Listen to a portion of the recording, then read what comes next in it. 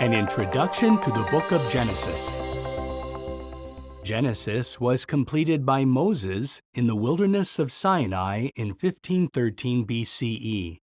Born in 1593 BCE, Moses was a prophet, leader, judge, historian, and mediator. He wrote the first 5 books of the Bible, called the Pentateuch, as well as Job, Psalm 90, and possibly Psalm 91.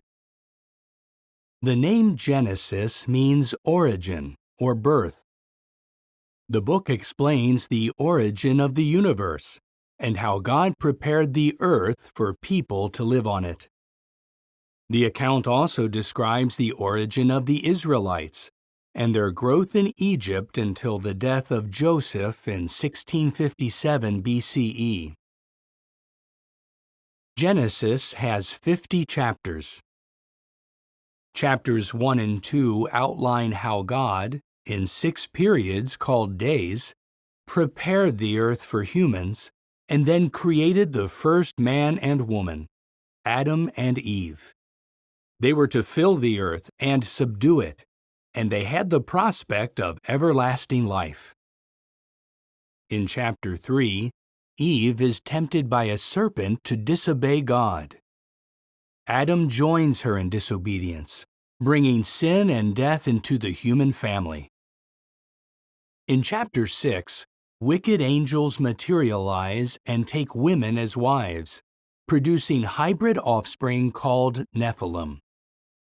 Wickedness abounds, and God decides to put an end to all flesh by means of a great flood. Noah, however, has found favor with God, who tells him to build an ark to save his family and the various kinds of animals. In chapters 10 and 11, we read that after the flood, people start to build a city with a great tower, thus defying God's purpose for humans to fill the earth. But God confuses their language, scattering them. Chapters 11 to 25 focus on Abraham, a man of faith. In chapter 12, Jehovah tells Abraham, then called Abram, to enter the land where he would one day become a great nation, and the means by which all peoples will be blessed. In chapter 15, Jehovah tells Abram to look up and count the stars if he can. So your offspring will become, God says. Did you know? Genesis sets the theme for the entire Bible: the vindication of Jehovah's right to rule and the fulfillment of his purpose for the earth and mankind by means of his kingdom in the hands of a future offspring. This offspring and his work were first foretold at Genesis 3:15. The book of Revelation shows how that offspring crushes the original serpent, Satan, and brings the promised blessings to all obedient mankind. In chapter 19, God destroys Sodom, Gomorrah, and neighboring cities because of their gross sexual immorality. In chapter 22, Jehovah tells Abraham to sacrifice his son Isaac. But when Abraham attempts to do so, Jehovah stops him and reaffirms his earlier promises concerning Abraham's future offspring. Chapters 24 to 50 focus largely on Isaac, his twin sons Jacob and Esau, and Jacob's son Joseph. Isaac blesses Jacob, who then goes to distant Padan Aram.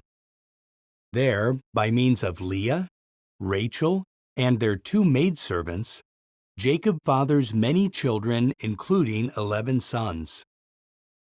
Jacob then returns to Canaan, where God changes his name to Israel, and where Rachel gives birth to Jacob's 12th son. Chapters 37 to 41 tell how Jacob's 17-year-old son Joseph is sold by his brothers and becomes a slave to Potiphar, a court official of Pharaoh. Potiphar's wife later tries to seduce Joseph, but fails. She accuses him of sexual assault, and he is imprisoned. When Joseph is 30 years old and still a prisoner, he interprets Pharaoh's dreams with the help of God's Spirit. As a result, Joseph is set free and appointed Prime Minister of Egypt. In chapters 42 to 47, Joseph is reunited with his family, who settle in Egypt as alien residents. Chapter 49 contains Jacob's deathbed prophecy about his sons. Judah's family line will produce the promised offspring, that is, Shiloh, the one to whom the obedience of the peoples will belong. As you read the book of Genesis, note how it explains the root cause of mankind's suffering. See how and why the patriarchs gained God's favor and blessing. And read how Jehovah's promises to those men of faith point forward to Jesus Christ, the King of God's kingdom.